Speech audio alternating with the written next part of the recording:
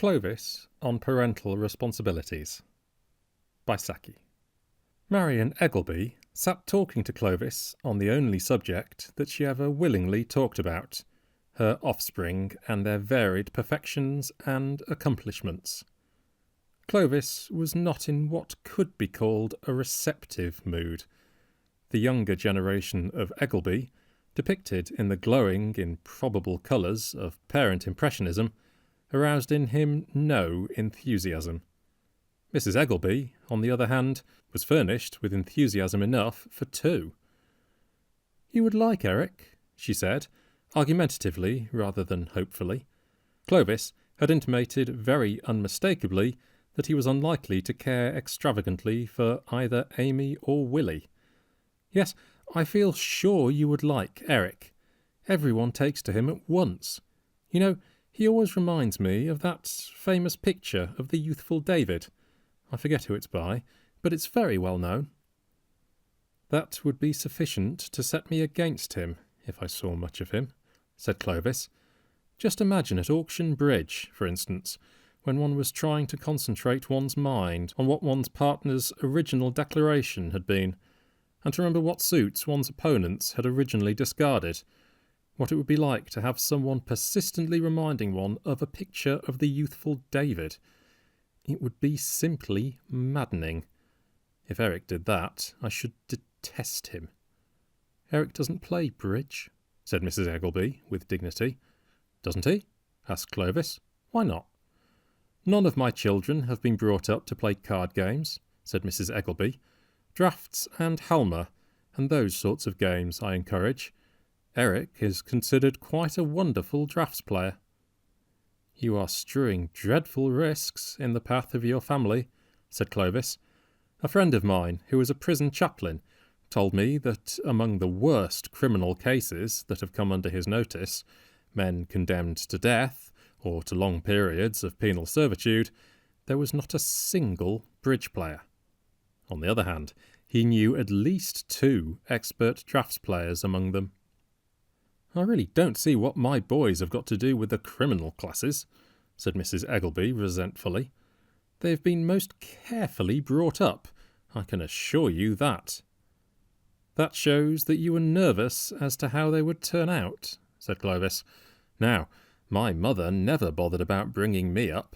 She just saw to it that I got whacked at decent intervals and was taught the difference between right and wrong. There is some difference, you know, but I've forgotten what it is."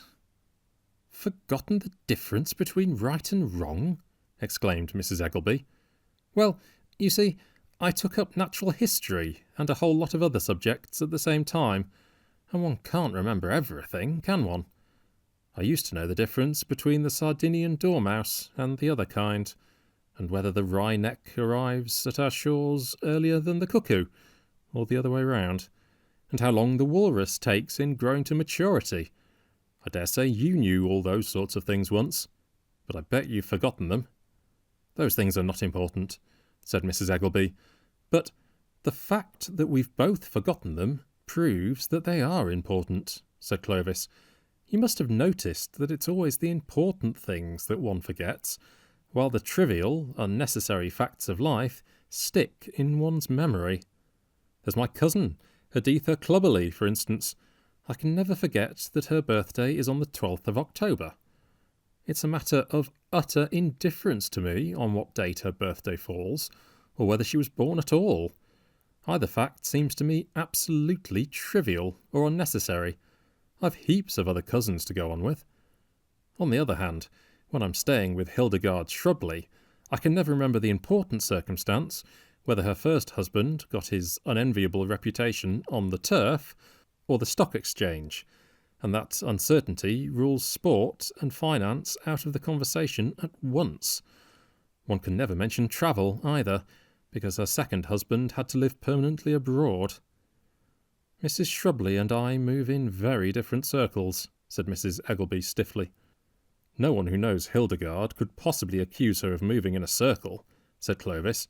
"Her view of life seems to be a non-stop run with an inexcusable supply of petrol. If she can get someone else to pay for the petrol, so much the better." I don't mind confessing to you that she has taught me more than any other woman I can think of." "What kind of knowledge?" demanded Mrs. Eggelby, with the air a jury might collectively wear when finding a verdict without leaving the box. "Well, among other things, she's introduced me to at least 4 different ways of cooking lobster," said Clovis, gratefully. "That, of course, wouldn't appeal to you. People who abstain from the pleasures of the card table never really appreciate the finer possibilities of the dining table. I suppose their powers of enlightened enjoyment get atrophied from disuse." "An aunt of mine was very ill after eating a lobster," said Mrs. Eggelby.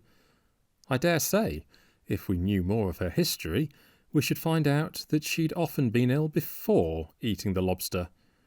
Aren't you concealing the fact that she'd had measles and influenza and nervous headache and hysteria and other things that aunts do have long before she ate the lobster? Aunts that have never known a day's illness are very rare. In fact, I don't personally know of any. Of course, if she ate it as a child of 2 weeks old, it might have been her first illness, and her last. But if that was the case, I think you should have said so." "I must be going," said Mrs. Eggelby, in a tone which had been thoroughly sterilised of even perfunctory regret. Clovis rose with an air of graceful reluctance. "I've so enjoyed our little talk about Eric," he said. "I quite look forward to meeting him some day." "Goodbye," said Mrs. Eggelby frostily.